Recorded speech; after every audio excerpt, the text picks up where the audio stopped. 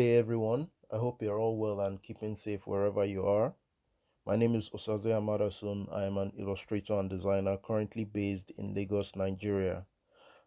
In this brief video, I'll be walking you through my game design workflow, and in particular, my workflow for creating and designing a deck of playing cards. Now, the tools you need are pretty simple. You'll need your sketchbook, you need a pencil or a pen, and you need some digital software if you're looking to finish it up digitally. This software could range from Photoshop, Illustrator, or you could even opt for the free software known as GIMP.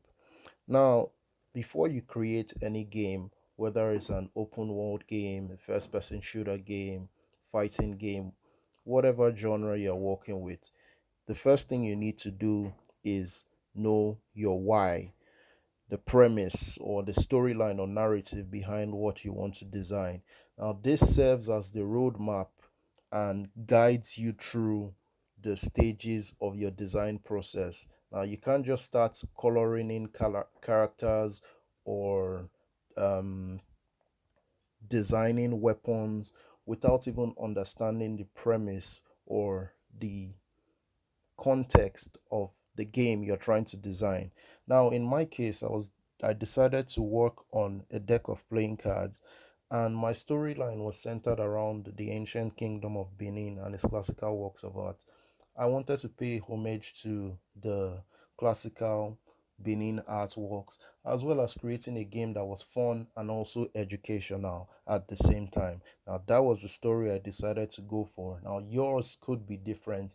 You could decide to create something around your favorite cartoon characters. You could decide to do something, a deck of cards around cars or around um, animals. The list is endless, really. Now, after you know your why and you understand the premise, the next thing you want to do is look for case studies. For my design, I decided to work primarily or use the bicycle playing card deck primarily as my main case study and reference material. This is because I grew up playing their decks, and I know lots of people as at one point in time or another have also like interacted with that deck. So I felt like it would be a good place to start with. Now, after you have your case study, the next thing you want to do is think about the execution or art style. How do you want your artwork to look like? Now, when it comes to like the playing card scenes, nothing is set in stone. You can have people doing 2D designs, you can have people doing 3D designs. It could be 8 bits, the rendering style, it could be watercolor, um, painted, it could be ink drawings. The list is endless, and I must say, no one art style is better than the other. It really depends on what you're looking to execute, your personal preference, as well as what you want like the audience to feel. In my case, like I said earlier, my reference material was the bicycle playing card deck.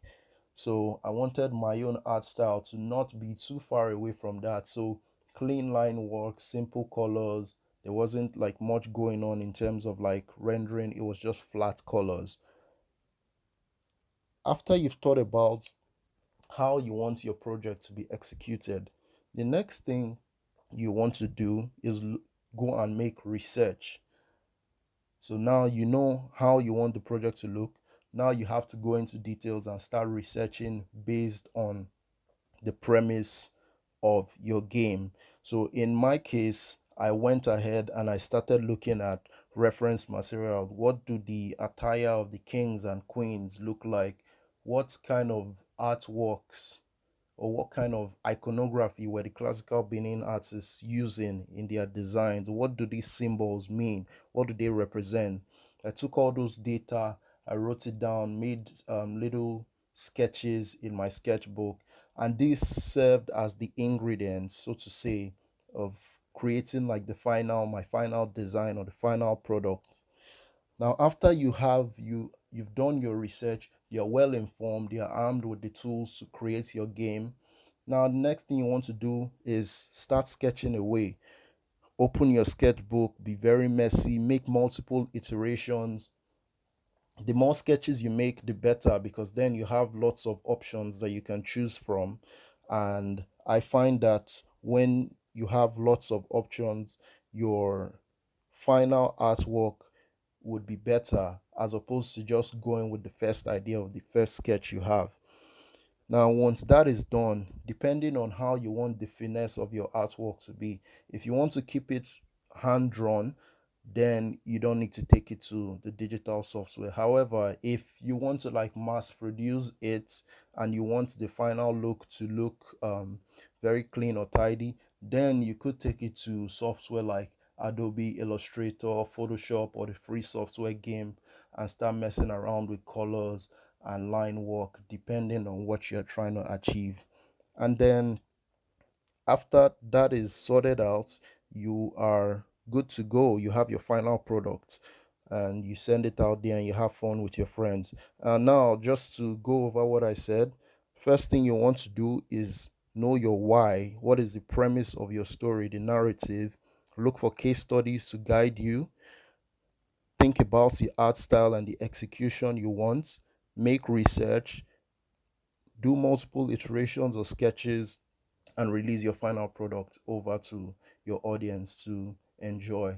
I hope this short video has been able to give you a brief insight into how you can go ahead to create your own deck of playing cards.